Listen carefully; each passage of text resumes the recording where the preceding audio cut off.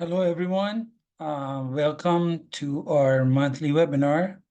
We actually have every first Saturday of the month as a normal, but this month got pushed to the 15th, which is today.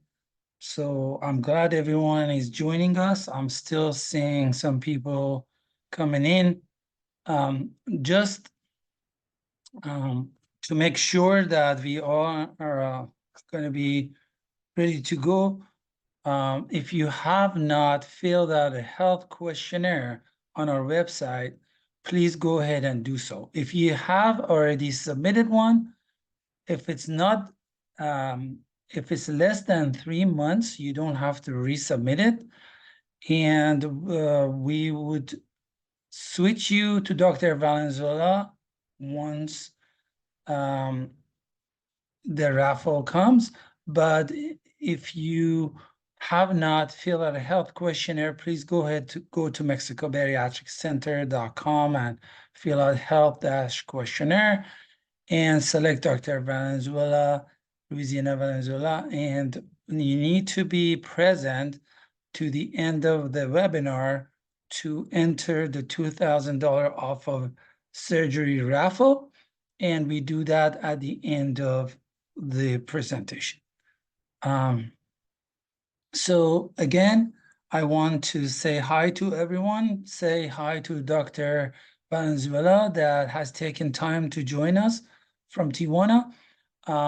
This is our monthly webinar, and my name is Ron Eli. I am the CEO and founder of Mexico Bariatric Center, MBC, and Dr. Valenzuela is one of the first surgeons that started with MBC back in 2012. So again, if you have not filled out a health questionnaire, please go ahead and do so by going to our site and do that. We're trying to answer pretty much the questions that everyone has in mind.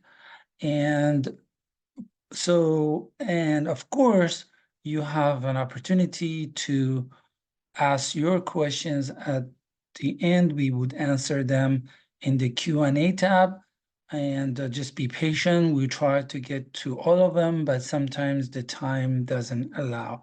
So the best thing to do is to pay attention to our presentation and see if your question is answered during the presentation. The topics that we are covering today is, of course, what is obesity, the risks of being overweight and obese, and weight loss surgery. What does weight loss surgery do? And what does MBC do, Mexico Bariatric Center? And then Dr. Valenzuela is going to take over at that time and talk about all of our options that we offer and there is out there, basically all the laparoscopic and endoscopic procedures. And we talk about the crucial role of bariatric vitamins, which is our brand called Emerge. We talk about Emerge, and then we are ready to do the Q&A session, which is gonna cover most of the, hopefully all the questions that are asked. And then at the end, we get to the raffle to get, draw a name that person would take, we would take $2,000 off of already affordable packages that we offer. I mean, we all know what obesity is.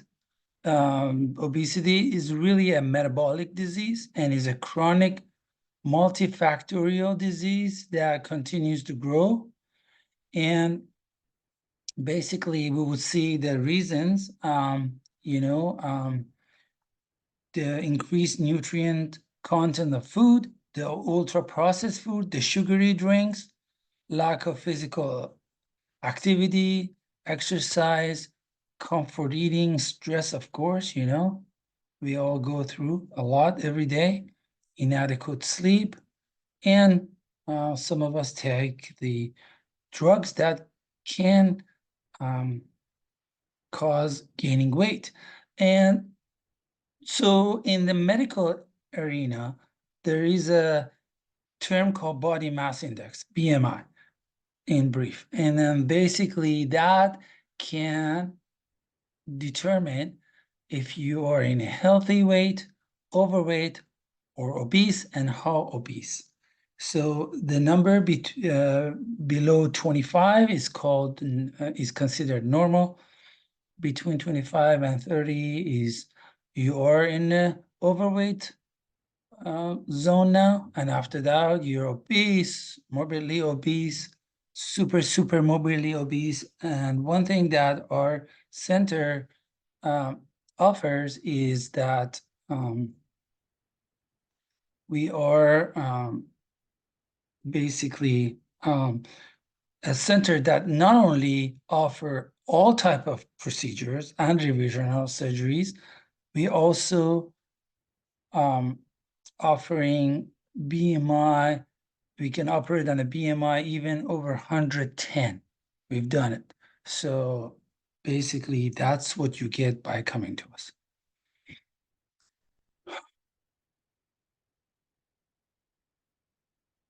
Basically, the fat cells, which they call them adipose tissues, are changing. Not only they're increasing numbers as we gain weight, they also change structural. There are structural changes, and the changes in their structure makes them not function well. And that's what we see that causes diabetes type 2. Your body is not responding to insulin and is insensitive to leptin, is insensitive to therapies, insensitive to vaccination. And this basically, if you look at those two drawings on my right of my screen, you see the difference between obese adipose tissue and a lean adipose tissue. And as you see, they're totally structurally different. Obesity is a major risk factor. We all know that. Over 40% of Americans are impacted by this. And I like always to show this animation, which shows what happens when we gain weight in the abdomen.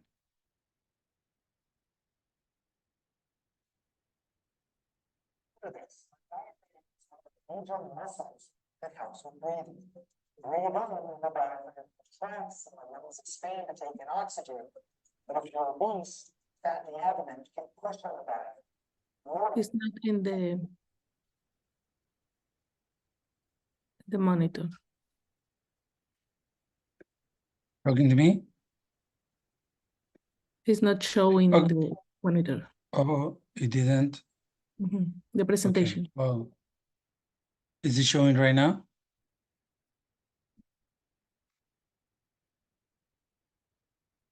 Oh, okay, then didn't sure. Oh my God, okay. My bad.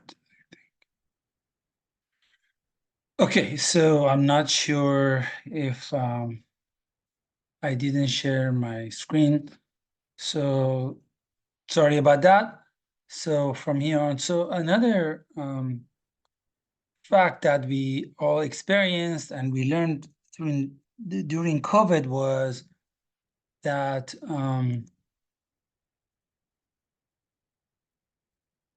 the coronavirus attaches itself to the fat cells. So there's more fat cells, there's more reservoir for coronavirus to attach itself. That's why you get a higher chance of actually catching it, ending up in ICU, and also dying from it.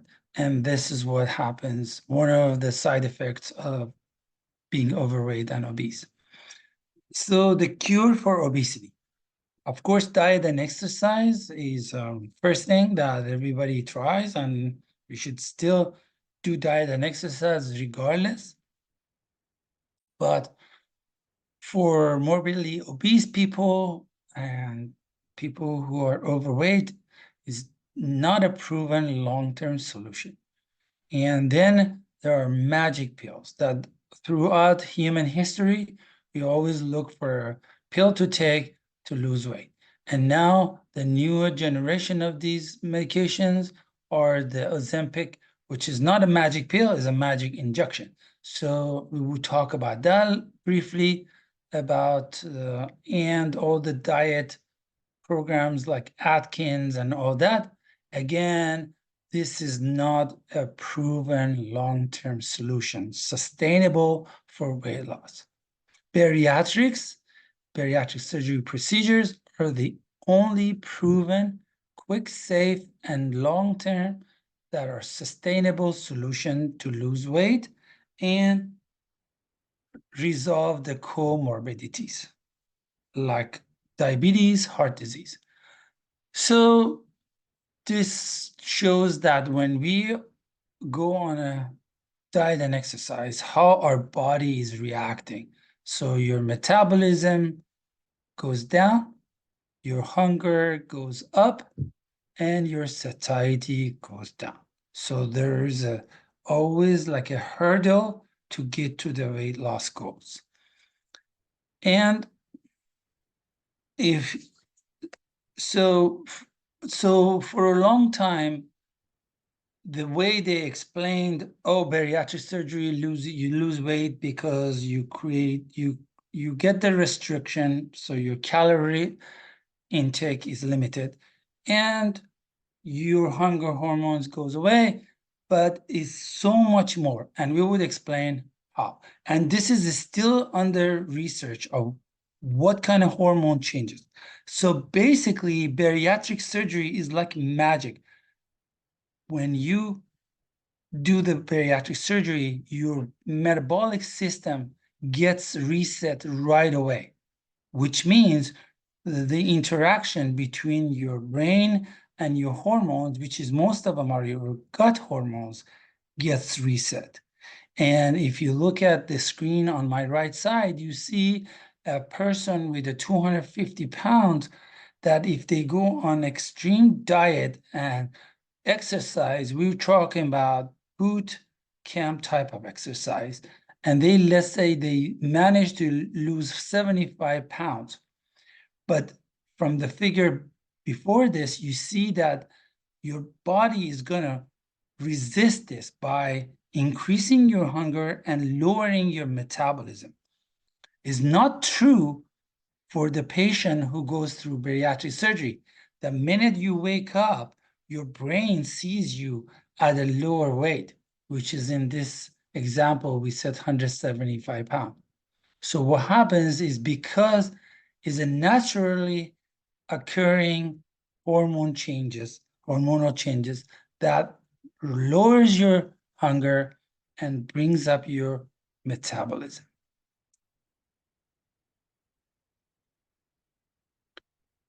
Okay, so the difference between bariatric surgery and Ozempic, which is a category like Wegovy, Mounjaro, all these brand names.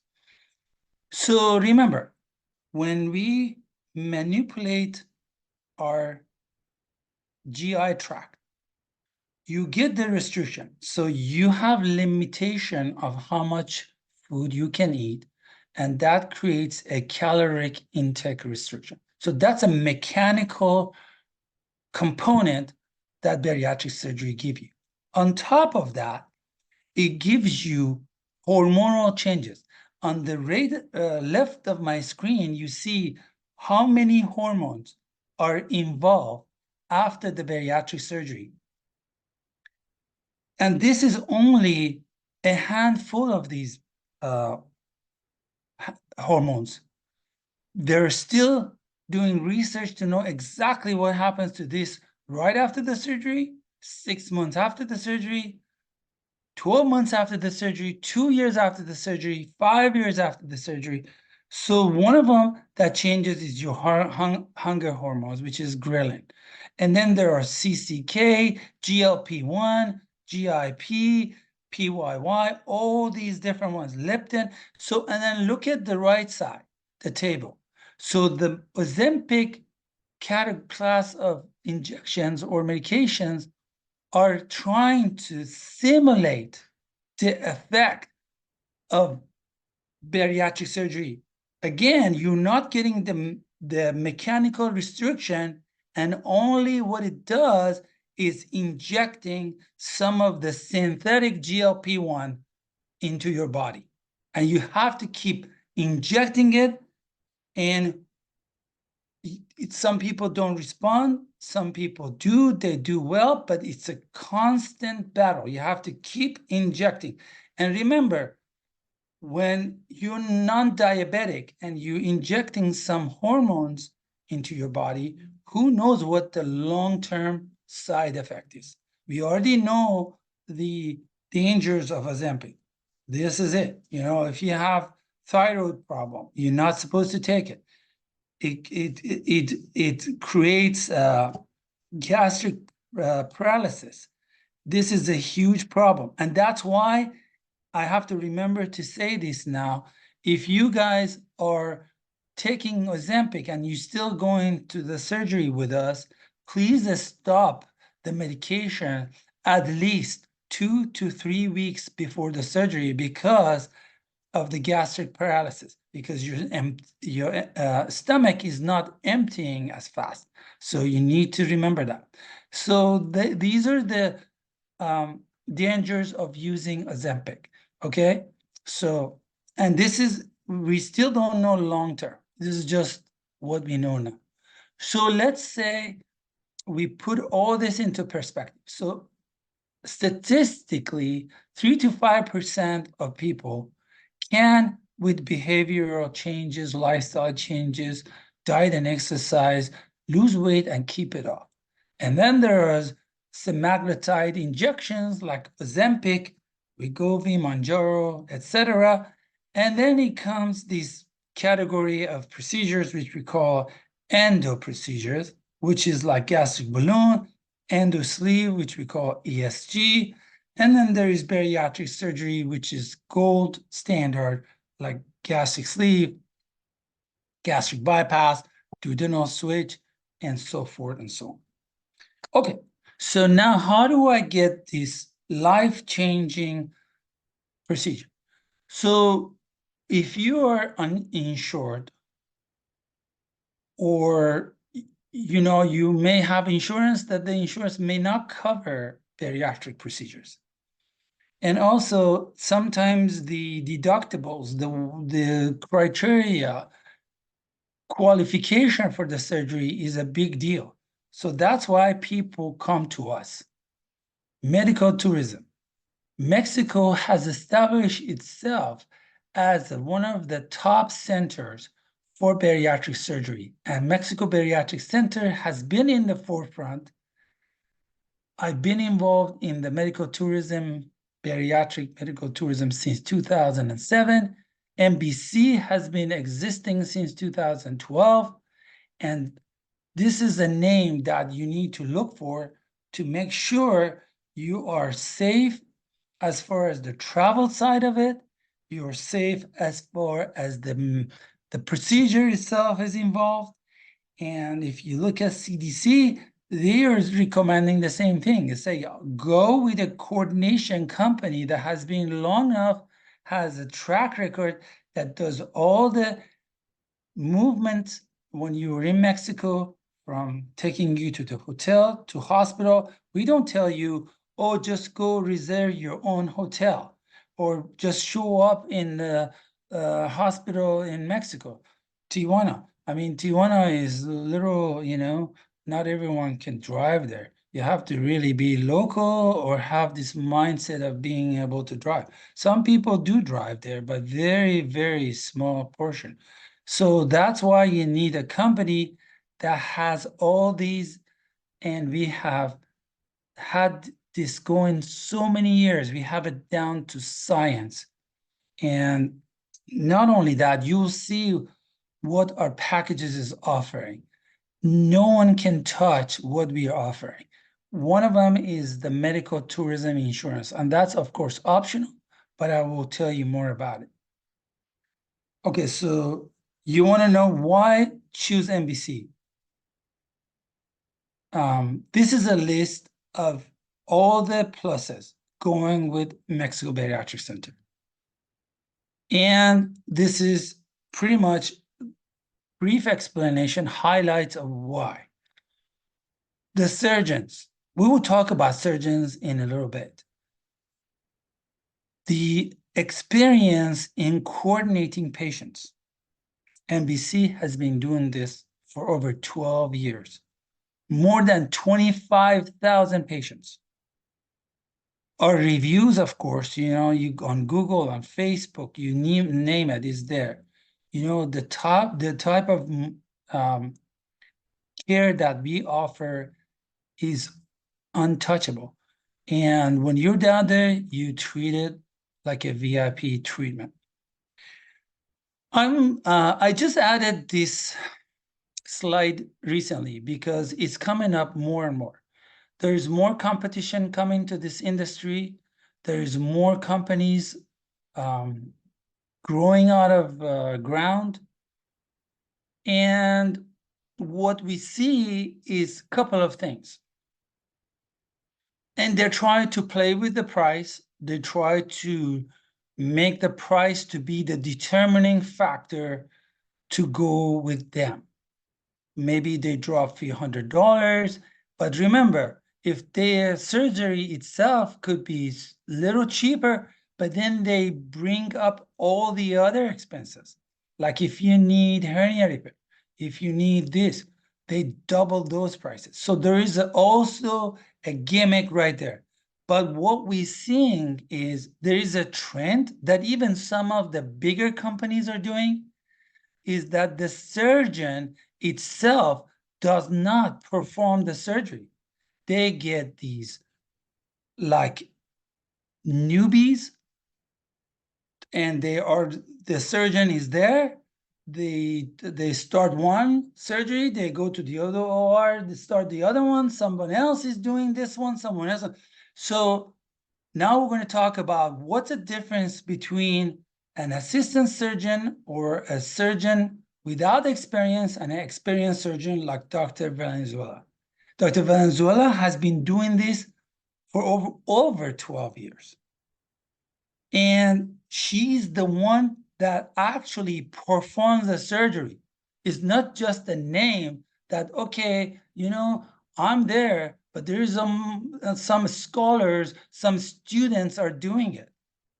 And this is the problem. I always talk about the similarity between a surgeon and pilots. Pilots are responsible for people's lives. If you don't experience turbulence or some major issue in the flight, an inexperienced pilot can take you from A to B. But if turbulence happens or something happens, you want to have the experienced pilot with over 50,000 hours of flight time. And this happens a lot. When we see that some surgery went south because the surgeon didn't have enough experience. Dr. Valenzuela has done at least 6,000 surgeries by herself.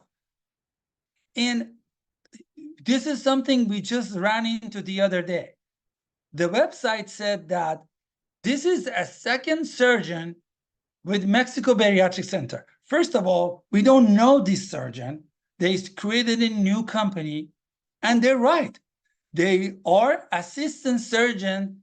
They used to be an assistant surgeon to Dr. Valenzuela, but the way they say it is on their website, sounds like they're the second-ranked surgeon in the company. They used to work for Dr. Valenzuela as an assistant surgeon. So what does an assistant surgeon do? Basically, they hold the tools so the surgeon can perform the surgery. There still could be in school, there could be in their training, but the lead surgeon is the one that have the experience to be able to manipulate in the complex situations. Our body is reacting differently at different times, and you want to have that surgeon that knows, that has done hundreds of lap band revision, sleeve to bypass revisions, sleeve surgery. So this is the type of surgeon you want. So if you compare what the companies offering at lower price to the companies who offering just a little bit more, you see what you're gaining. And that's what I'm trying to explain here.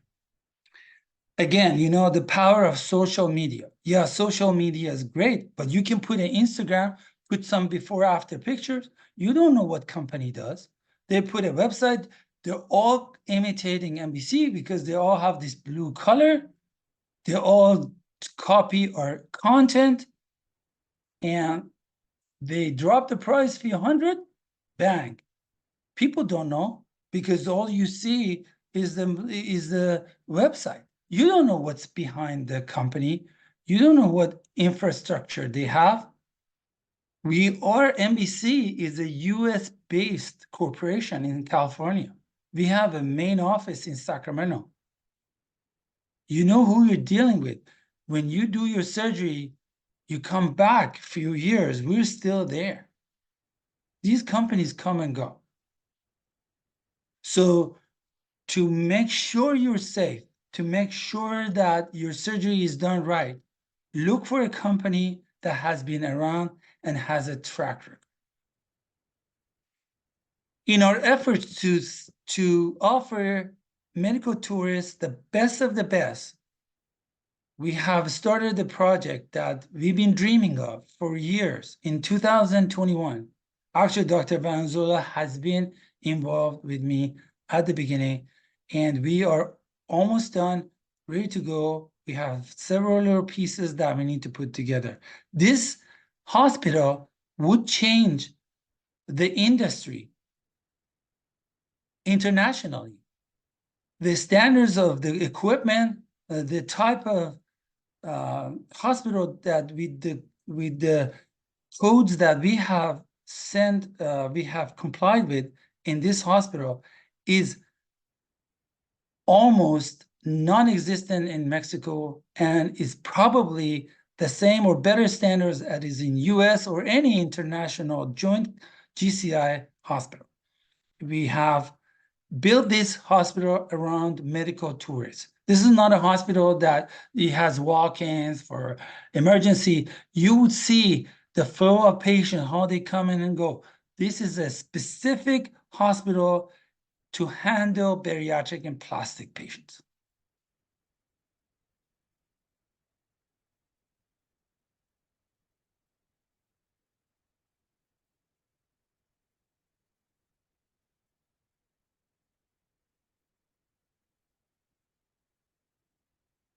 So this is early on, when they were framing the place, and then that was during COVID, at the tail end of COVID, and we were visiting the site, and Dr. Valenzuela was with me. Again, you know, we talked about our experience, we talked about our years that we've been in business, our packages that is all inclusive. This is something else, you know, I've seen recently some of the surgeons that actually they have tried different ways and they have failed and failed and failed. Now they're making a deal about, complications in Mexico, and they're trying to make it look bad. So in US, they're trying to push for the patient to do this surgery on an ambulatory center with no staying overnight, outpatient. Can you believe that? We keep our sleep patients 2 nights. We watch you, we put drain if you need to. We watch you, make sure you recovering okay. Bypass patients, 3 nights. DS patients, 3 nights. Even for balloon, we keep them 1 night. And they're trying to do this outpatient in US. And then trying to make, yes, of course, if you don't select a company with right surgeons, and who knows who is running it. They're just there to get your money. Yeah, it's dangerous. That's why you select NBC. We are the leading industry. In the industry, we're the leading company. Our process is very simple. It's all automated. You can even apply, get approved, and book yourself online. But we have coordinators that are more than happy to talk to you. All you do is you fill out a health questionnaire, you wait until you get approved, you pay the deposit, you complete your paperwork, you get your flight arrangement, either you fly or you drive, and that's it. You're done. So all the pluses that we offer. One of them is the support group. We have multiple support groups. And the main one has over 10,000 of our past patients. We have one for people who are joining us. They don't know if they want to do it or not. But we have so many different ways to support you after. We have nutritional support. We have staff that are past patients that are working with us day in, day out. Sarita is almost 24/7. She's there in Facebook, online, helping us.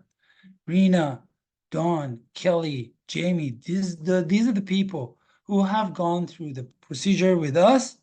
They believe in us, and they work with us day in, day out to support you guys. This is just our affiliates, what we call affiliates. These are not our patient coordination, which is in our office. They're always there to help you. This is Rena's, for example, success story. And she does actually a podcast with Sarita, which is very helpful. I've watched it and it's very helpful. Okay, so we talked about you get the HQ done, you get your approval, you pay the deposit, you drive or fly, we pick you up from San Diego airport. Our drivers are not rookies. They're professional drivers, have been working with us for years. Willie, for example, he's been with us over 11 years. This is the type of company you're going with. From the driver, from the coordination, everything from top to bottom is first class. We want you to arrive before 12 p.m. and your departure, we want you to be after 1 or 2 p.m. That's very important, so we can get you back and forth in a reasonable time. Okay, so for people who joined a little after I started, if you have not filled out a health questionnaire, please go ahead and do that by going to NBC. To enter the raffle for $2,000 off, you need to select Dr. Valenzuela. She's the one who only offers this raffle for this time, and you need to be present and watch the webinar to the end. Okay, so look at the team of surgeons that we are working with right now. 6 of the best of the best. Dr. Valenzuela, of course, that she's here with me today. Dr. Miguel Montalvo, Dr. Alejandro Gutierrez, Rodriguez Lopez, Jacqueline Osuna, and Dr. Ceja. And this is the way we're handling one HQ at a time, and every HQ whole health questionnaire goes through the same process. Our surgeon liaison is sitting in the middle, watching every HQ traffic. We first of all match you for your case with the best surgeon we have. That's the first thing we do. And then your approval gets double-checked by surgeon liaison. And then, of course, you have your patient coordinator and your nutritionist on the side to help you with the whole process. Our pre-op diet is very simple. Depends on your BMI. With a BMI of lower BMIs, like less than 35, you only need the 2-day clear liquid. And after that, it increases. It's very simple. It's just low carb, high protein diet. And the better job you do on your pre-op diet, the better your outcome is. And you saw the the type of hospital and facilities we use. We use Hyatt. It's in very highly demand. We use Hyatt. Maybe sometimes if we don't have room, we use Marriott, but we try to get everybody in Hyatt. As far as medications, you have to, as a general rule, stop blood thinners like Advil 1 week before, no matter what. Ozempics, we talk about 3 weeks, 3 weeks before. Smoking, of course, again, guys, better job you do on the pre-op, it helps you and it helps the surgeon, okay? Before and after. And basically, each patient is going to get instructions of which medication, if you're taking any, to stop or start before and after. Just one thing, if you're taking a medication on a regular basis, please bring the bottles with you. On the day of the surgery, they tell you what time to show up. Of course, the day when you arrive, basically what we do is we do your blood test, we do your EKG, we get you tested, examined by our internal medicine doctor, and then we take you to the hotel. The hotel, please relax. Your companion gets to stay with you the first night. You have broth, jello. Your companion can order good food at Hyatt. And of course, they have the free breakfast, which is great breakfast in the morning. But in the morning, you'll be showing up in the lobby and they tell you what time. They take you to the hospital to get your surgery done. You be there, of course, based on the procedure, 1 or 2 days. Make sure that after surgery, as soon as you can get up and walk, get up and walk. That's important. And you stay the amount of time that your procedure requires. And after that, we take you across to go catch your plane, or if you drive, just take your car and go back home. Make sure on the way back home, if your flight is too long, get up and walk. If your drive is too long, get up and walk. Have compression socks on. And this is pretty much, if you have to stay extra, maybe you can stay another additional day in San Diego to make sure, your flight is not gonna be uncomfortable for you. So many reasons make our complication rates low and our success rate high. Of course, the skills and experience of the surgeons are huge, but what we do is we manage the surgeon's load, which means they are capped, of course, based on the complexity of the procedure, from maybe 3 to 4 surgeries a day. I know Dr. Valenzuela usually likes to keep it at 3, and that's one of the reasons that are, of course, based on so many other factors, that our complication rates are less than 0.5%. This is less than 1%. And the complication rates really are, they're not major. Maybe the worst one could be bleeding, which we can take care of right away. We could do an intervention down there. And it could be, you know, irritation of your wounds or your incisions, and things like that. So we'll talk about what type of procedures do we offer. This is a list of procedures that we offer that Dr. Valenzuela is going to go over. I'm just going to highlight here. Of course, the sleeve, we don't do band, but if you want to, we could do it. This is something is outdated. We could do a gastric sleeve of BMI of 110. There's no limitation. We do mini gastric sleeve on a limited basis. Single incision gastric sleeve, if your BMI is less than 40, you may qualify for that. Basically, you just get one incision, but if you see Dr. Valenzuela usually does only 3 incisions, so it's almost as good as a single incision.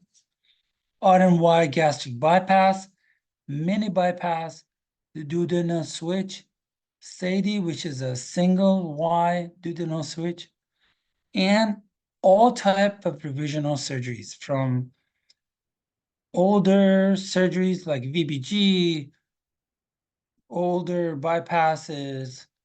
We can even do, again, it has to have the criteria. Maybe we could do RNY to DS, but again, you know, everyone's different and it could be possible. And we do reversal if you need to. And again, our endoscopic procedures, we do gastric balloon, which is the SPAT, which is a 12-month balloon. It just got FDA approved in US. We've been using it for years. ESG, endoscopic sleeve gastroplasty, which is endosleeve. And we could do a revision of a bypass if the only problem is the pouch has a stretch, which we call TOR. Okay, so I don't think I need to introduce Dr. Valenzuela. She's a world-renowned surgeon that has been working in this area for years.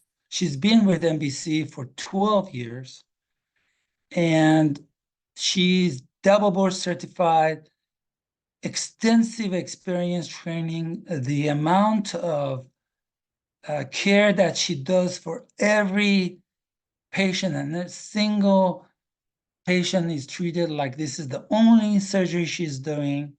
And there you go. She has performed over 7,000 surgeries. I just didn't have the latest statistic for her. So I'm going to let her talk about the same thing about weight management, and then talk about more of the procedures herself. Thank you, Dr. Valenzuela. Hello, everyone. Well, Ron says almost everything, but I will try to explain the procedures, and I was checking your questions too to respond later. It's well, we will try to explain the simple to try to give you easy way to understand the procedures here and the effect from the bariatric surgery. Okay, like Ron says, the efficacy of the bariatric surgery is for much. It's the best from the others procedure like endoscopic or medication. In this case, the popular medication Ozempic is right now the most popular. And the diet and exercise, of course, it's our way to maintain the weight loss. But when we have already overweight or obese, is too hard to start the exercise because the articulations, the knees are hurting all the time, and the diet is hard to sustain. So the efficacy of bariatric surgery maintain the weight loss long term is the best in these days. So let me check the next slide, please. Okay, we have different type of procedures. The sleeve, like the Liz show for you, we have 3 sleeve involved, different sleeve procedure, but the patients need to be clear in this aspect that the sleeve surgery is the same for these 3 different procedures. Names like gastric sleeve, the simple gastric sleeve procedure, the mini gastric sleeve, and the single incision gastric sleeve. At the end is the same procedure inside of you. We will took the 80% of your stomach out to give you to maintain just the 20% in your body, and keep this restriction in this 20%, but keep your way to eat, and eat enough you need to maintain your nutrition, healthy portion of food to get your enough nutrition. And this difference between one and other procedure is the incisions, number of incision in your tummy. And the gastric sleeve, the doctors, the doctors are doing the standard 5 incisions, the most of the doctors. In our case, in Mexico Bariatric Center, most of the doctors are doing 4 in our normal way or standard way to do the sleeve surgery.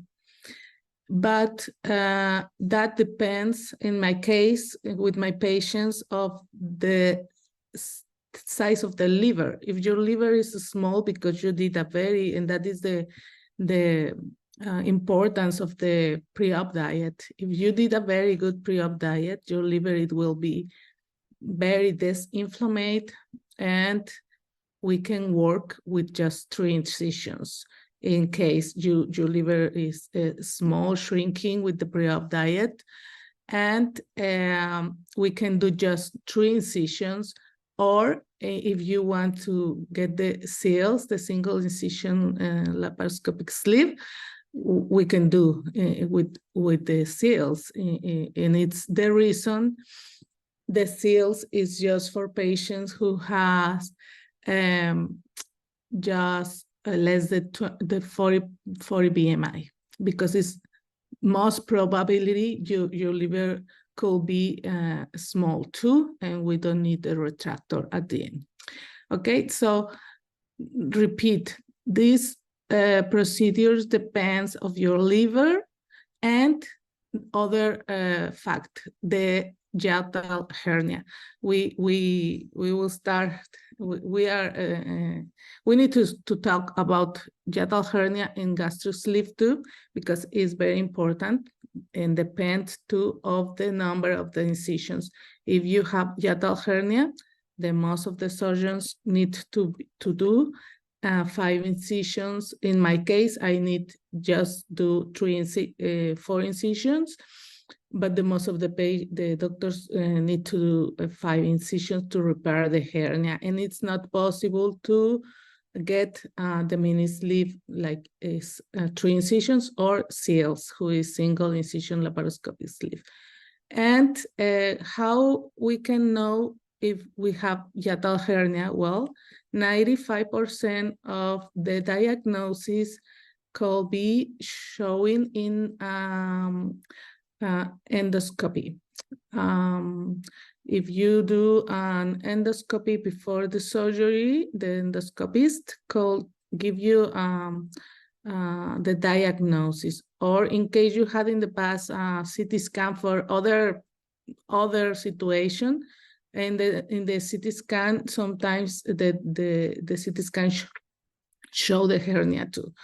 And well, if you already have problems with acid reflux and you suspect that you have a hiatal hernia, it's a good idea to get an endoscopy before you come.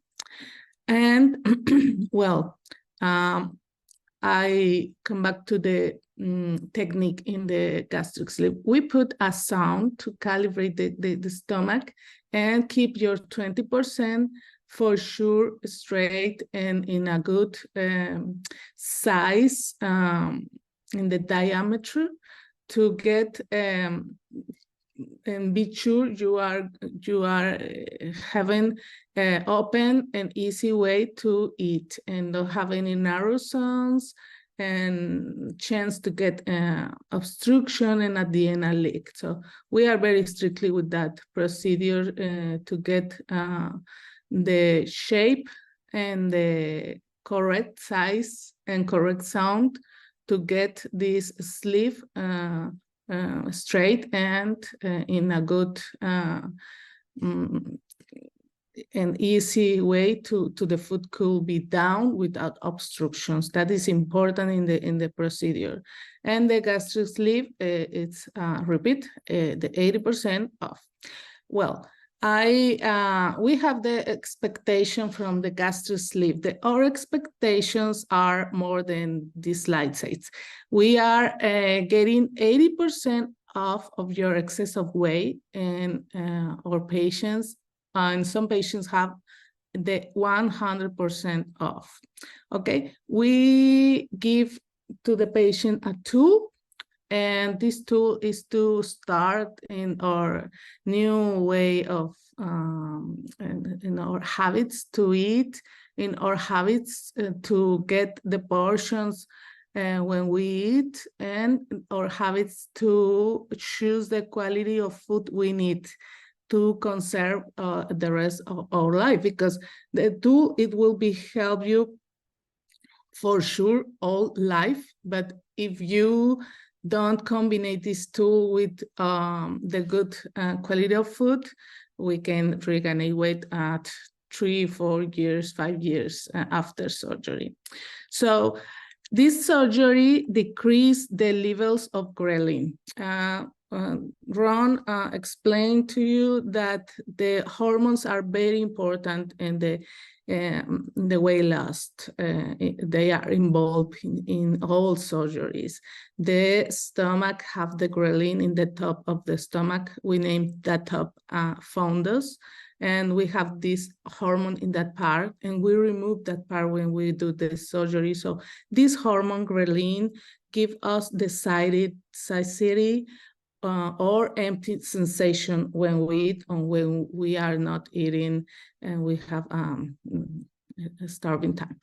So if we cut that part of the stomach, we quit the ghrelin, and we have this not impulse in our brain to eat, because we don't have that hormone, and that is named the hunger or hormone. Is the ghrelin, and it's in the top of the stomach, and we remove that part. Okay, it's not just that a hormone who involve the signal to the brain to say I am hungry or not. The sugars, hormones, levels in our blood are involved too, but this is a hard hormone too, and we to send the signal to the brain. So we are quitting one part of the hormones who are saying, I am hungry, I have hungry or not. Okay. And well, this surgery is easy to technically, it's short time in the surgical room. It's the less risky surgery. It's a very, very taste in our hand surgery. We perfection. We have a perfection technique in this kind of surgery, because we did a lot thousands of patients, and we know what to expect after surgery. If the patients have nausea, how much nausea it's normal to have in the first hours, in the first day. It's when it's supposed to be normal, the patients are vomiting or have, because the nausea promote to have vomiting 2 or 3 times after surgery, who is normal, of if they are having more symptoms after surgery. So we know, like Ron explained, all the way after surgery, we know when it's coming to be normal, the evolution, or it's something rare, because we saw many patients, the evolution of many patients. So that is good. That is good to our patients, because all the doctors in Mexico Bariatric Center have a high experience in this evolution in the after time and after surgery, the first days, and we know what to do. If something is rare, we can repeat the leak test, we can do an endoscopy. We recommend to take antispasmodic medications, and sometimes the patients are not taking enough liquids, and we recommend to increase the liquids. So we know what happened and what to do after surgery, okay? Like I said, this is the time to talk about the acid reflux. The acid reflux, if you already know you have this problem, it's important to put in your health questionnaire, because maybe we can recommend instead gastric sleeve, gastric bypass, if you are having history of acid reflux with not improve with omeprazole.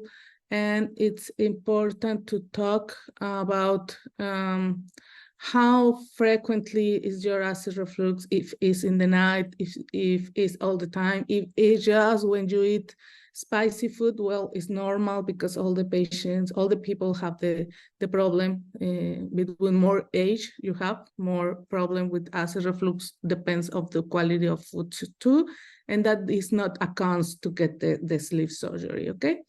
Well, another cause is this is a non-reversible surgery. So your part of your stomach will remove, it will be out forever. And but this surgery could be in revision for any other procedure, okay? So the next slide, please. Okay, the sleeve endoscopic surgery is a good option for patients who don't have or can't be under anesthesia, or can't, or simple, it's they don't want to get a surgery. This is a endoscopic procedure. The suture are into the stomach, not out like the normal sleeve. But this surgery give us less improvement in the weight loss. We have just 40% of weight loss is our max, and we can have actually regain weight at 3 or 4 years maybe, if we don't follow up the diet. For sure you will lose weight, but it's not the same successful rates that the sleeve bypass on other surgery. This is reversible. This is completely reversible. It's a less risky, less risk to get any complication, and it's not a surgery, is an endoscopic procedure, okay? So let me see the next, please.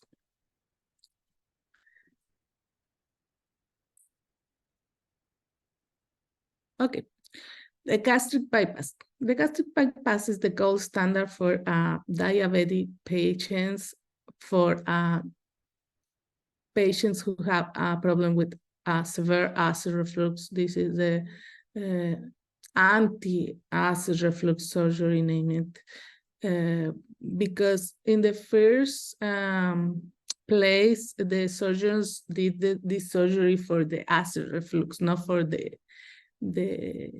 bariatric, for weight loss, and they saw that was a secondary improve with the surgery, the weight loss, but in the first place, the surgeons did the surgery to resolve the acid reflux. So it's the gold standard for the acid reflux, and they noted after that result to the diabetes.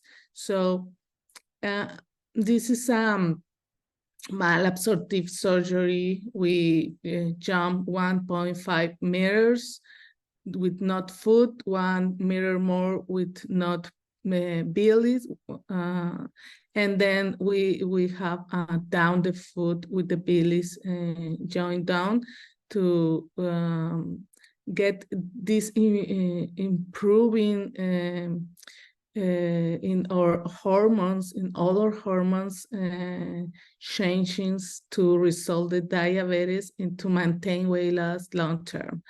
I like so much this surgery because it's not too much aggressive, and it's helping with the high blood pressure, cholesterol, triglycerides, everything. Well, the sleeve surgery helped with that too. But this surgery, it have the plus, the anti-reflux, and maintain long-term a little more than the sleeve surgery is necessary to be under supervision with your doctor to see your hemoglobin year by year and your vitamin levels to check that it's enough, your vitamins, protein, who are taking, and it's not necessary to increase, or if your hemoglobin are okay and your iron and your B12 are doing a good job with you, oral way to get the normal levels, okay? The dumping syndrome is the most scary syndrome to and question the patients have with this kind of surgeries, the duodenal switch, the gastric bypass, the mini bypass. The dumping syndrome is in relation with the quality of food, okay? The quality of food, it will give us the dumping syndrome. If you take direct and high counts of fried food, sugar, soda, shakes, chocolate, all that kind of processed chips and all that kind of food, it will be directly to your small bowel. And the small bowel are having this hard time to absorb that food, and then they respond to try to expulse the food, that food, processed food, sugar food, in diarrhea.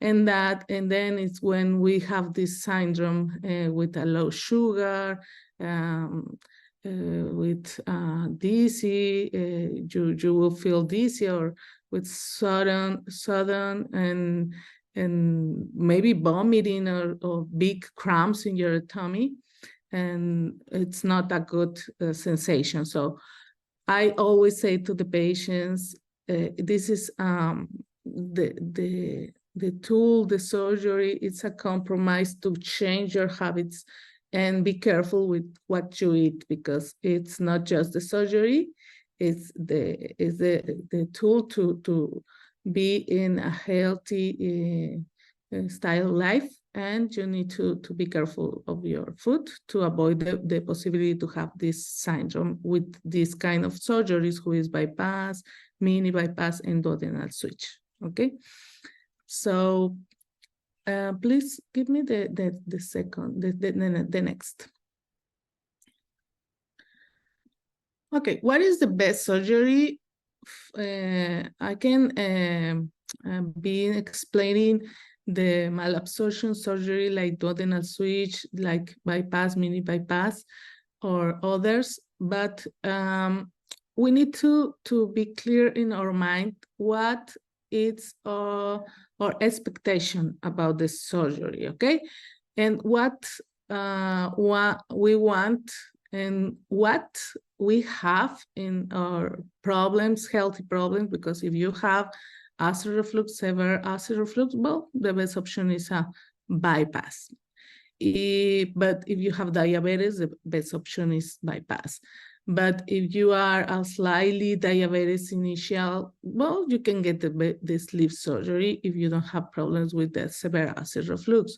So everyone is different, and we can help you to choose the best surgery for everyone. When we see the health questionnaire, we recommend the best surgery for everyone. Depends how your BMI, depends if you have diabetes or not, if you have acid reflux or not, if you had problems in the past with another surgery, or you have a scar tissue in your tummy, or if you are very scary about the malnutrition, of course, we will not recommend to you the malabsorptions, the most aggressive malabsorption surgery, because you need to understand it's your part involved, that you need to be very strictly with your vitamins, protein, and follow up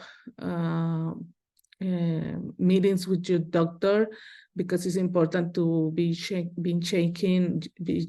your levels of your protein, vitamins, and protein, and the iron, the hemoglobin.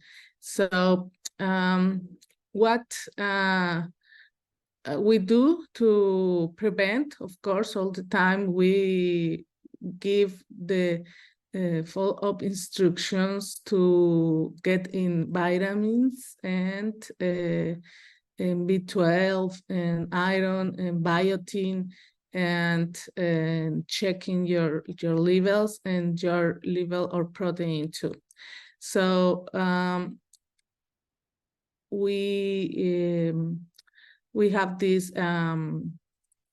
different kind of surgery for everyone. Everyone is different, and we need to be sure you are choosing the correct procedure for you, okay? So let me see the next one.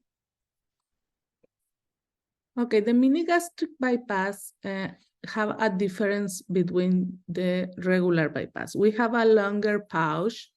Maybe you could see the in the draw that the new stomach is longer than in the previous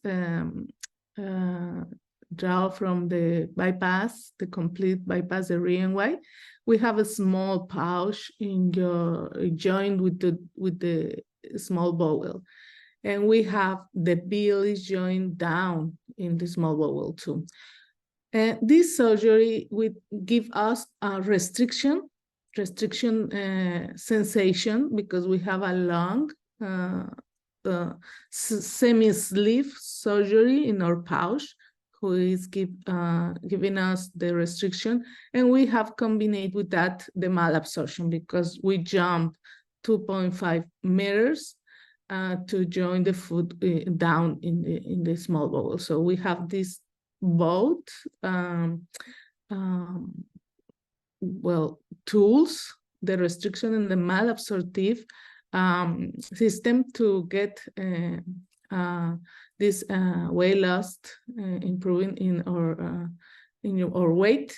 It's a little more effective in the weight loss, a little more aggressive than bypass because it's a little more down the foot. Instead, the bypass is just the foot is coming down 1.5 meters, 1.8 meters maybe, and the bill is it's 1 meter more. But here we have 2.5, so it's a little more long. The jump in the small bowel here, and it's a very good surgery with for patients who don't have any problem with acid reflux, because we have directly in touch the BLE. So in case you have acid reflux, the best surgery is a bypass. And we have this, it's a reversible surgery. It's could be in a revision too.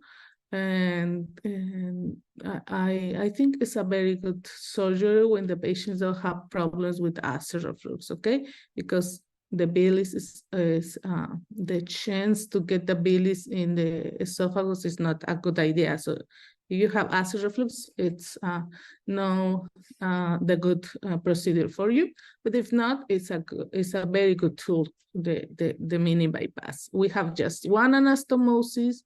It's less risk to get obstruction, to get bleeding, internal bleeding, because it's just one anastomosis at the end. Okay, the next, please. Well, I explained this, the difference between bypass and gastric bypass is the gastric bypass is 2 anastomosis, but resolve the acid reflux. Is a very good malabsorptive procedure. It's not too much aggressive. It's, to me, is the ideal procedure in all ways. But the mini gastric bypass for higher BMI is a good tool, very good tool, because combine the restriction and the malabsorptive surgery, okay? But it's not for acid reflux patient. It's like I said, it's the nutritional deficiency is a little high, and is wrong here. It's not less, it's a little more high. And the diabetes is resolving by bypass. We have a shorter procedure in the mini gastric bypass because it's just one anastomosis. It's a little more longer, but not too much. The bypass is the same risk, a little less in the mini because one anastomosis it will be done just one. Okay, so the next, please. Okay, the duodenal switch is for patients who are very sure they will be in a big compromise to don't forget to take the vitamin, the protein, and the you need to be with the doctor every 6 months to check your levels. Look how down is the food in your small bowel. It's more aggressive in your absorption, in your nutrition. It will be aggressive in your nutrition levels in your body. So you need to be very strictly and very with a big compromise with this surgery to get it. And be sure you are taking enough protein, you are taking enough vitamins, and if it's not enough, to get IV complements, and check your level, because it's could be in deficiency levels of vitamins, protein, and everything. It's a very good tool to weight loss, of course, in a very high BMI patients. But like I said, you just need to be very sure you will be under supervision all the time. Okay, we have a sleeve. Could you see in the draw? This imagine the sleeve surgery, it will be performed in the first place. And then we will put the small bowel with at the end of the sleeve surgery. So we have combined tool, the restriction and the malabsorptive approach. Okay, and we have 80% of our weight loss to 100% of our weight loss is the successful rates. Okay, let me see the next, please. Okay, the syndrome, this syndrome, the polycystic ovarian syndrome, is very important. And we always say to the patients, be careful, because in the first year, we need to be sure you will not be pregnant, okay? When the patients have this problem, they are not taking any control their pills because they can't be pregnant. So when they have the surgery, we had patients who say, in the first month, I get pregnant because it resolved very fast the polycystic ovarian syndrome, and they are ovulating normal, and they are pregnant in the first month. So if you have this syndrome, you need to be sure after surgery to have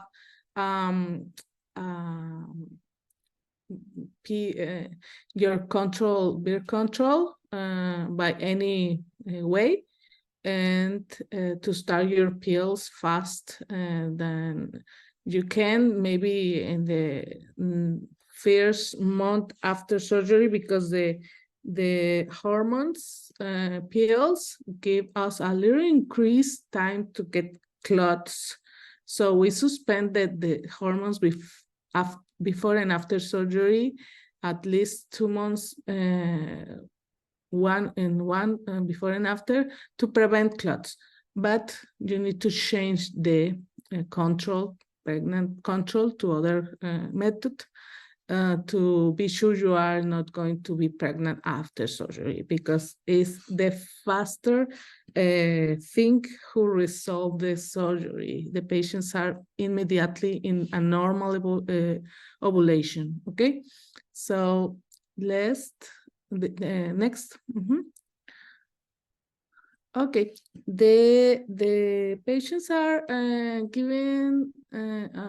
having a very fast recovery time, because we are having my patients, for example, I don't use a drain tube in the patients who have sleeve surgery. In a sleeve surgery, I try to do the less incisions possible. I try to do 3 incisions just for my patients. If the patients did a good pre-op diet and liver is small and they don't have a hiatal hernia, we do just 3 incisions, no drain. So they are walking the same day, 2 hours after surgery. Sometimes it's walking, they are walking. I am surprising how fast is the recovery time now without drain, with just 3 incisions. And they are walking the same day, 2-3 hours after surgery. They are doing exercise breathing, they are taking ice, and we have a very fast recovery time. So in 2 days, they are almost like nothing. But our recommendation, even that, it's 1 week to desk job, 2 weeks to a little more dynamic walking work.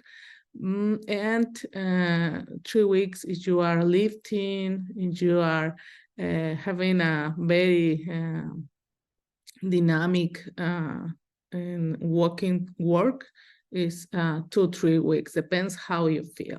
Okay, but 1 week for the job is perfect, and 2 weeks if you don't feel enough strong, if you feel a little weak because you are not eating and getting enough calories this week, because it's just clear liquids the first week. So you can wait until the second week to restart your work. It depends how you feel, but the most of the patients in 1 week, they are coming back to their jobs. Okay, you can see the table, the different options. Okay, well, this was in the COVID time. We don't have any more the restrictions. We permit to the patients be in the room with the patients now to wait until they are out of the surgery, and we say everything went fine, everything went well in the surgery. We don't have any problem. We don't have any situation, and then the companion can come back to the hotel. Okay, next, please. Okay, this is more for the company. Ron could explain this. Yes, thank you so much for taking time explaining everything for us. As far as the financing, our packages are extremely affordable. You could do what we call lay away, which means you can pay the deposit and make payments towards your surgery and be done or paid fully paid 2 weeks prior to surgery. Your payments are 2 weeks due 2 weeks prior to the surgery. If you're taking a cash or check or whatever payment method, you need to let your coordinator know 2 weeks before your surgery and confirm with that.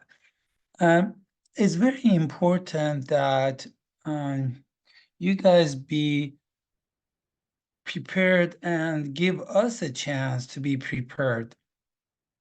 Communicate with your coordinator, make sure your documentation is complete, the type of payment is complete, because these are, let's say with the hotel reservation, Hyatt is in high demand right now. If we don't book way ahead of time, they're not going to give us any rooms. So you may end up in a different hotel. So little things like that can help your experience to be flawless, because we're trying our best to do that. So you need to help us to make you have a good experience. So as far as the financing, if you have a relationship with your bank, especially the credit unions or Bank of America, for example, you can get a personal loan. If you don't, then there are other options like Super Money is one. E-financing. For Canadians, we use Medicard. Again, you could get a personal loan from SoFi, Lending Tree. All those guys are also available, but I'd recommend you don't apply more than 1 or 2 places at a time, because that's gonna hit your credit score, and it will be harder for you to get financing.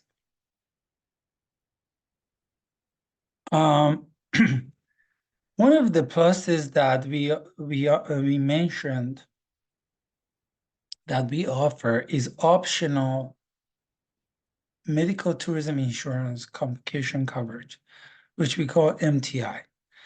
The MTI is usually around $400 to $500. We have made optimum limits for our package, and we are offering at only $149. This is a deal of the century, and I recommend everybody make sure you sign up for this. Again, the vitamins are crucial after surgery, and bariatric vitamin is what you want to take because it has the specific ingredients that you need as a bariatric person. And our vitamins are made according to the ASMBS code requirement, and it has the best ingredient It comes in the form of soft chew, chewable, drinkable, and capsule. We've been offering what we called a post-bariatric vitamin care package.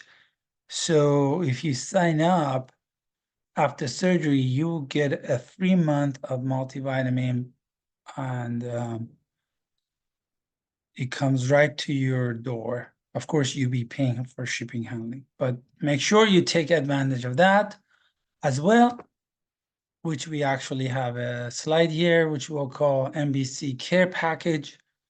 This is what you're going to get in the mail. And okay, so we are finally to the point that we can answer the questions. So some of these questions are going to be medical, and Dr. Valenzuela is going to take care of, and some is going to be travel related that I'll be taking. So, okay. So I'm gonna let you answer Dr. Valenzuela. It says, I previously had gastric sleeve about 3 years ago. Is the procedure still the same when doing a revision? I don't know what that means, but Yeah, I don't know what means like is the same. It will be a little stretch your sleeve, if that is the question. It will be not the same size, but we can't know how much we can cut again your pouch. If it's too much stretch, we can cut and remodeling the pouch, the sleeve. But sometimes it's fitting just the buggy is fitting your sleeve, and we can't do put another staple to cut, but we can't reduce the size with the stitches. It's different, depend what we found in with the sleeve, with the surgery, previous surgery. And well, we expect to find scar tissue, of course, and remove the scar tissue to perform the next surgery. And basically, we decide, depends of the findings we have in the surgery. Okay, so it's a revision, and that is the correct word in this kind of surgeries. We get the revision about your previous surgery, and we do the change we need, and the best change we need to do to improve your next surgery, your next second surgery. Mm-hmm. Yeah, there is another question down there that is talking about how successful revisional surgeries are. Okay, well, when the patients have this regained weight after surgery, 3, 4, 5 years after surgery, and they are starting to regain weight, and they want to stop that, the revision is the option to get this extra help in the surgery, but we will not have the same successful rate in the first surgery, and that need to be very, very clear with the patients who wants a revision. The revision, it's not a permission to eat the same way you are eating, and that was the reason you regained weight. Maybe you give you by yourself a permission to eat any kind of surgery, any amount of surgery, and the surgery, the revision need to give us the well, the extra help to stop to regain weight and be again in the normal sizes of amount of food, normal the quality of food to come back in the good way, okay, to get again this weight loss, again help, but maintain your weight loss long term, okay? So yes, the revision is not the same successful rates, but it's a extra help tool to stop your regained weight, lose some weight, and be in a healthy diet again, in our amounts and our hours of eat come back to the normal way, because we need to be disciplined in that way too. When we eat, what time, don't eat too late, the sizes and the quality of food. Well, one thing I need to add here is, you know, a lot of these revisional surgeries, the surgeons in the US don't even want to deal with, and they don't even touch. And the fact that our surgeons are experienced and willing to do the best they can to see if there is help for you, you have to appreciate, also be educated that, you know, there is a possibility that you may not lose as much as you thought. Or let's say we were talking about the revision of an RNY to a DS, and that's only possible in a very limited time occasions. But we can sign you up, we can take you there and see if it's doable or not. But that's the, you know, the not very many places in the world want to do these procedures. So, but we honestly want to help, but sometimes, you know, it's only so much you can do. It's medically possible.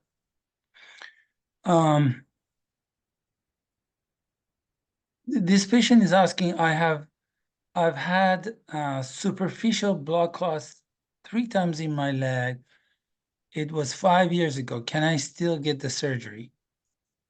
We have a lot of patients who had clots, not superficial, actually deep clots like pulmonary or others, because different situations, sometimes they have hormones, controlled hormones taken, and they gave to them the clots, or I don't know, it's different situations to get clots, but they are taking blood thinners, and we recommend when they need to stop to come to the surgery. Usually it's 3 days before they come. It depends of what kind of blood thinners they are taking. Sometimes it's 10 days, and we change the type of blood thinners to others to they can stop 3 days before they come. And they will, when they get the surgery, we restart the blood thinners to avoid any possibility to get clots again. So another question was there, if we use a blood thinner. Yes, we use a blood thinner the next day of the surgery, and we use that blood thinner for 15 days at least.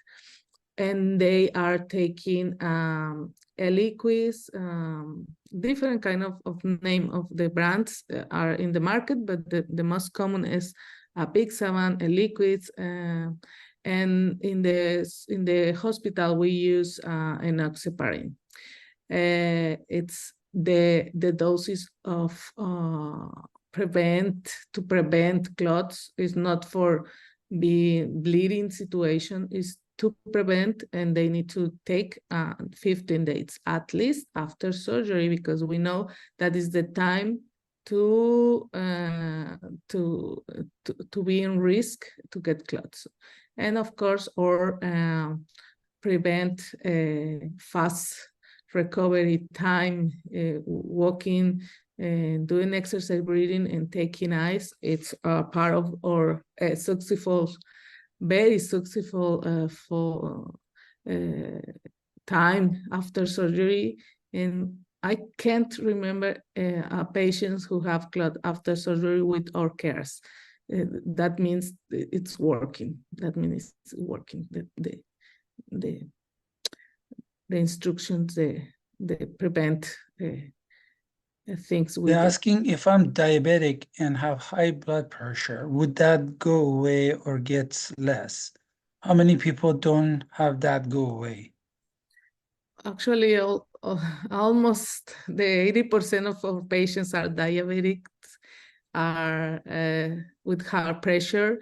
You need to be sure you are taking your pills and the pills are doing a good job in your high blood pressure. Because it's important to be control your pressure with your pills to come to get the surgery.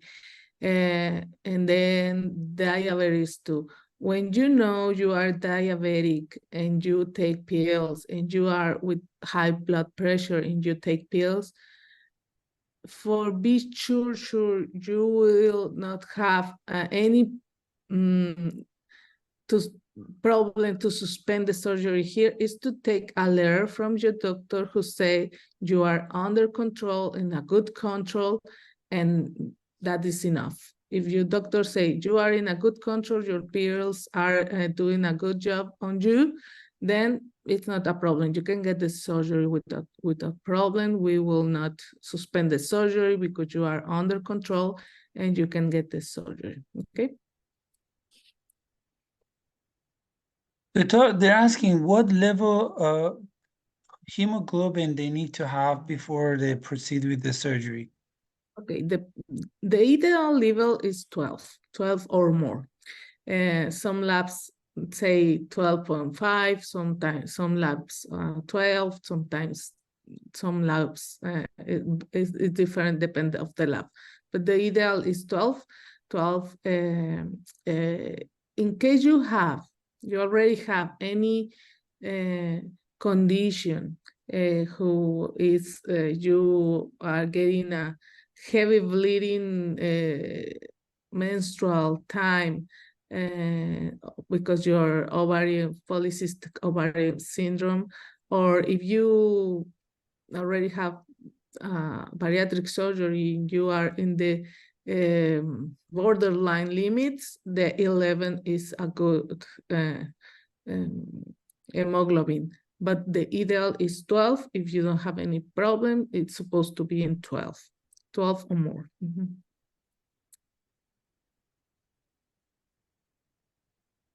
Yeah, so especially for people who coming for revision, we suggest that you do a blood count before you come. In case you have low hemoglobin, you can take care of it before you travel, so we won't have any issue with you down there. So especially for people with revisional, even without, but it's a good idea to do just the blood test. They're asking, once I return home, what kind of support do I need from my primary care physician? If you are under any other health problem like diabetes, high blood pressure, you need to continue with your normal meetings with your doctors. And in our case, we need you check your levels every year at least, your hemoglobin, vitamins, protein, vitamin D. You ask for your general doctor in a normal, like a normal patient, one a year, to check that, and it will be fine. Mm-hmm.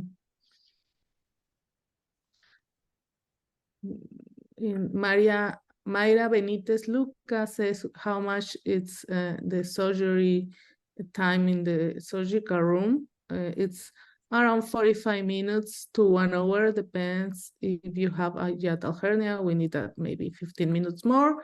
If you had a previous surgery with the scar tissue, the same, maybe 15 minutes more with to gastric sleeve surgery. If you are a high BMI patient, it's around 51 hour. It depends, but the most of the patients is 45 minutes, the surgery, the sleeve surgery. It's 1.5 to 2 hours for the bypass. For the mini is 1.5, and the duodenal switch is 2 hours. They're asking if it's the same price for gastric sleeve and gastric sleeve revision. The answer is no.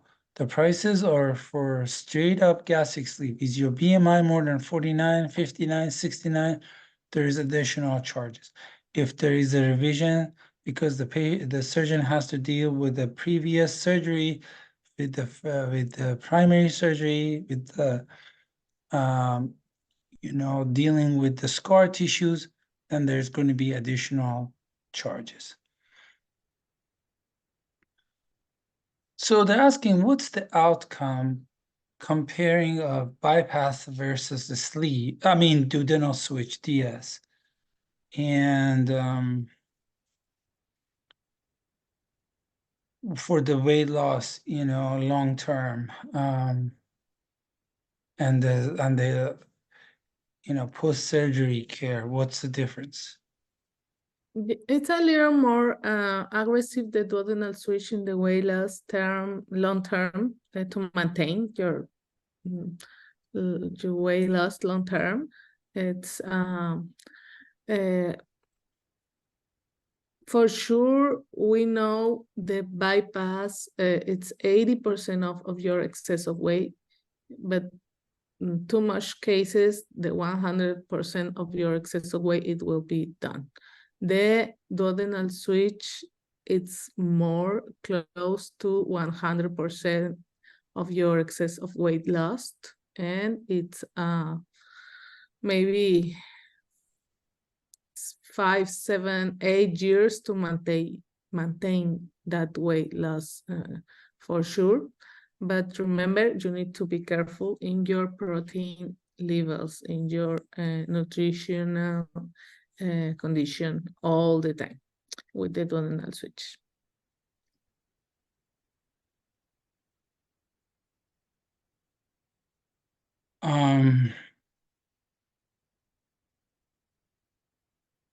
There was another question about a patient with the BMI of over 70, and they were asking, is bypass better for me or mini bypass?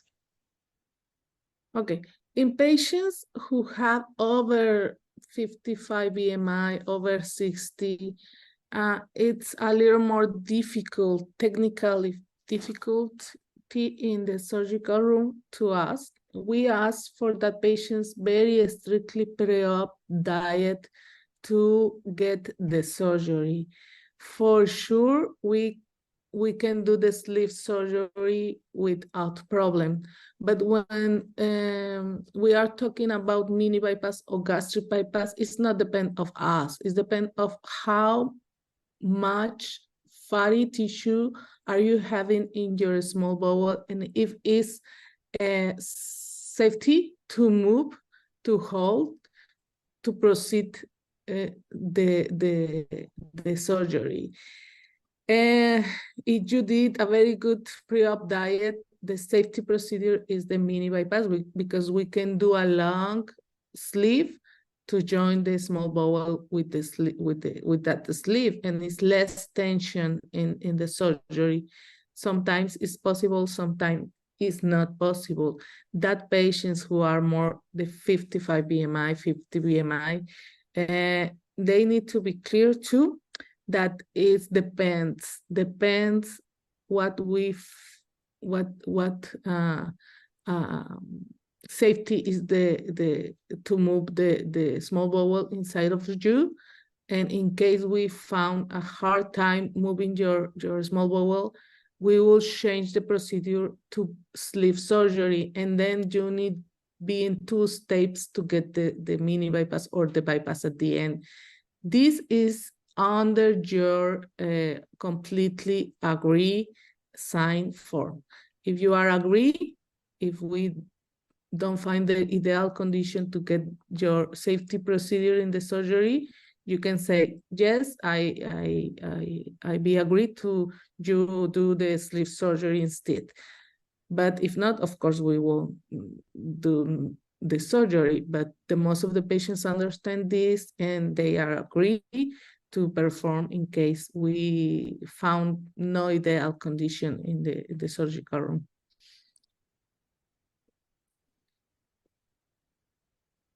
I was just reading an article not long ago about long-term comparison between DS and RNY. And he was saying that in 15 years, of course, DS has better, maintaining the weight loss than bypass. Again, DS is aggressive, but also is like the ultimate tool, to keep long-term weight loss.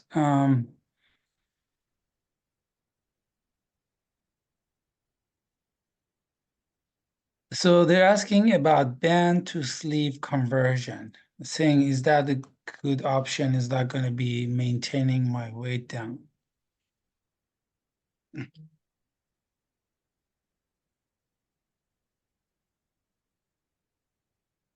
I just answered it. So is a band to sleeve, conversion, revision, is that going to be a good lifetime procedure? Yeah. Lap band to sleeve, it's definitely the lap band need to be removed.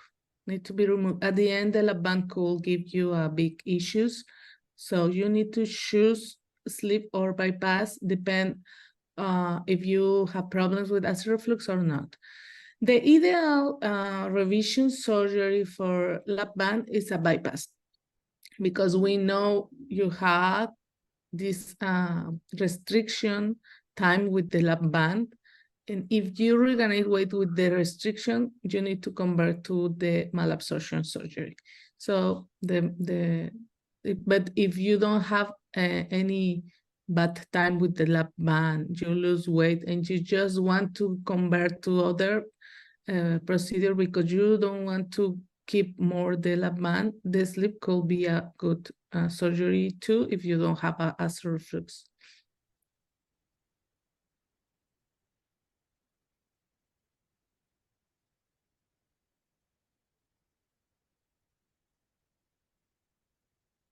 So they're saying on average, how long are we under anesthesia for?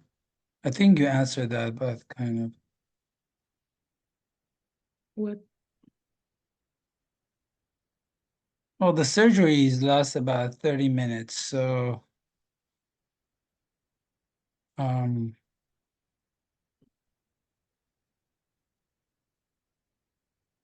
which surgery is best if gallbladder has been removed? I don't think it matters. Not matter. It's it's not any condition difference if you have or not the gallbladder. But if you have Can I problems, have then they're saying, can I have IUD during surgery and after? Can I do what? IUD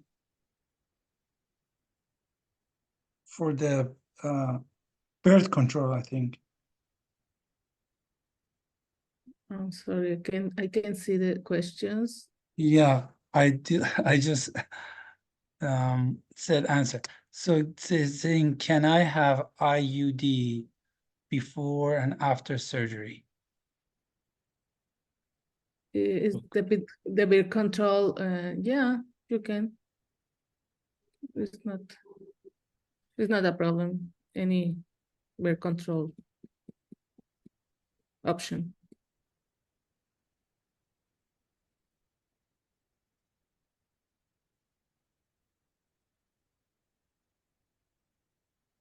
Okay, I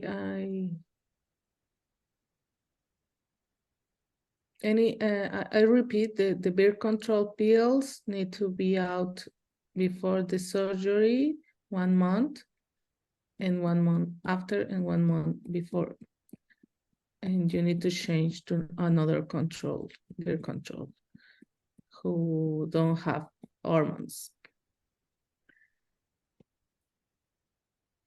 So I need to mention something about companion. Just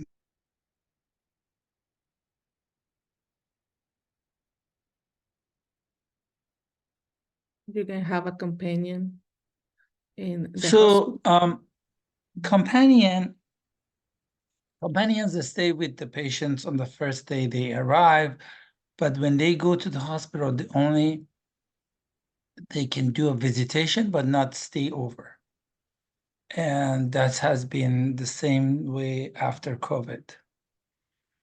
But you do have a option to go visit. They tell you the times, that the visitation times.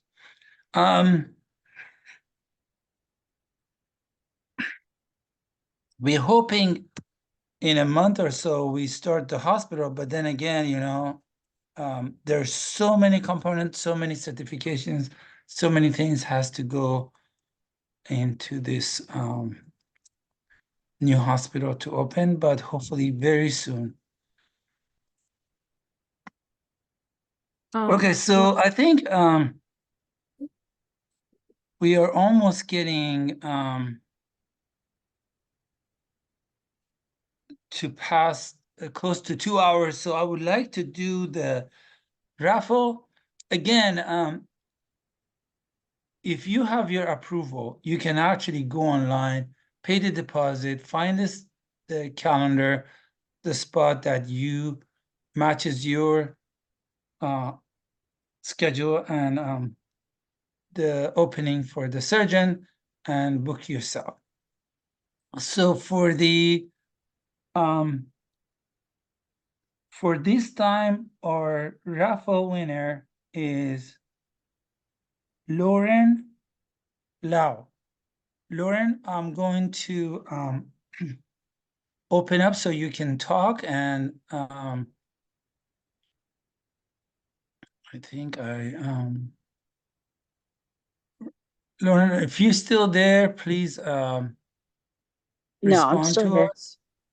Yeah, Yes, I'm still hi, here. how are you? Hi, I'm good. How are you? Great, great. So tell us about yourself. Which city do you live? Uh, my name's Lauren. I'm from Oklahoma, and I found this page because my mother had weight loss surgery here years ago. So, Great. and I'm actually just really surprised and don't know what to say right now. So, Well, congratulations from us and Congratulations. Dr. Valenzuela to you.